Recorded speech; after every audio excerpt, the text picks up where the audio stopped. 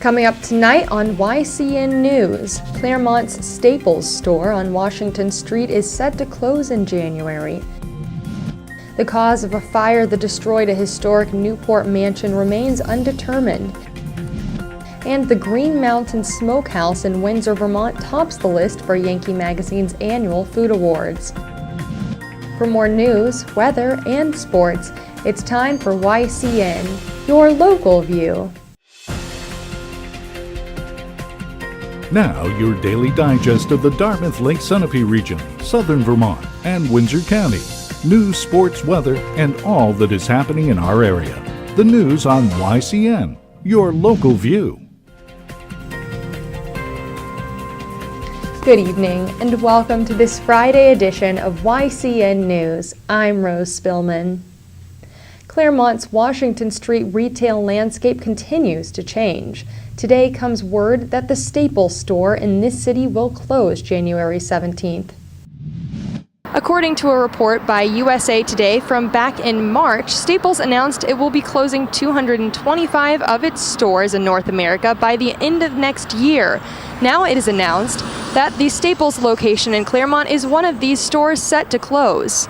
E-Ticker reports there are about 17 employees who will be looking for future employment when the January 17th closing date approaches.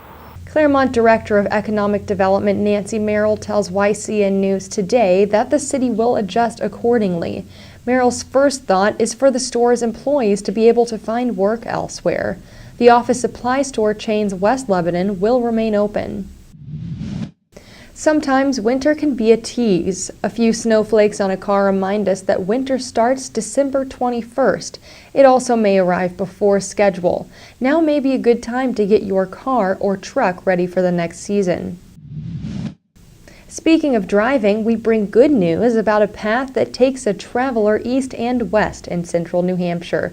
Repairs to the Route 4 bridge in Andover are finished, completed before the scheduled date. The 70-foot-long bridge spans the Blackwater River. Work began October 13th so crews could repair its steel form. 6 weeks was the planned work completion on the 81-year-old bridge. In the end, it took 4 weeks.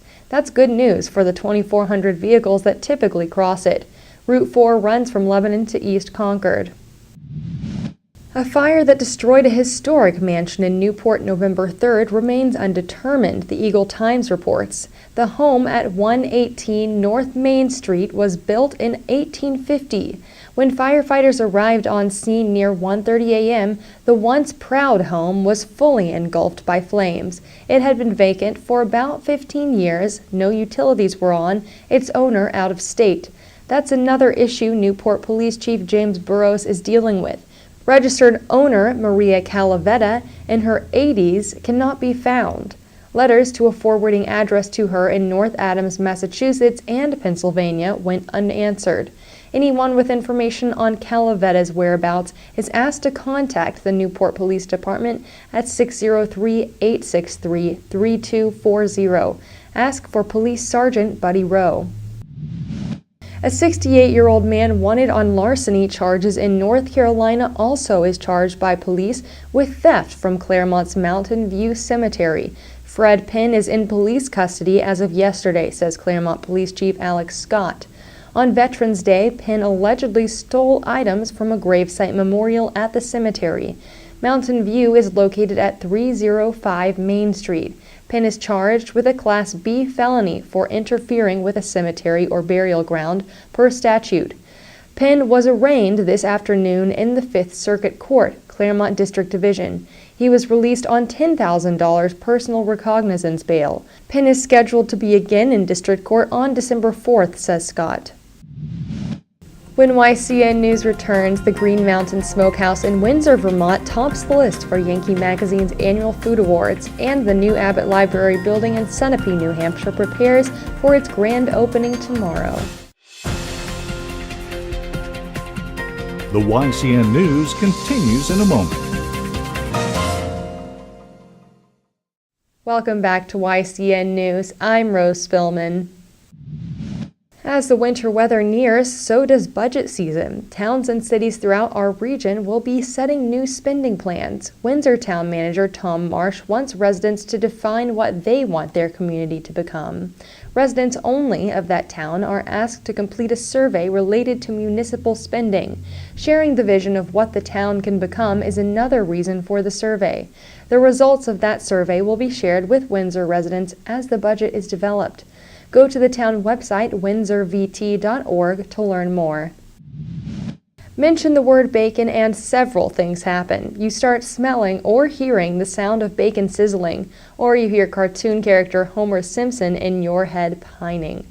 The staff of the Green Mountain Smokehouse in Windsor, Vermont, hopes you get hungry. That's because this local company's bacon is now the favorite of Yankee Magazine. In its annual food awards, Green Mountain Smokehouse bacon tops the list.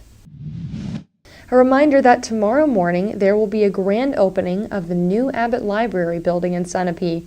All are invited. The program starts at 10 a.m. An open house will allow visitors to tour the new site.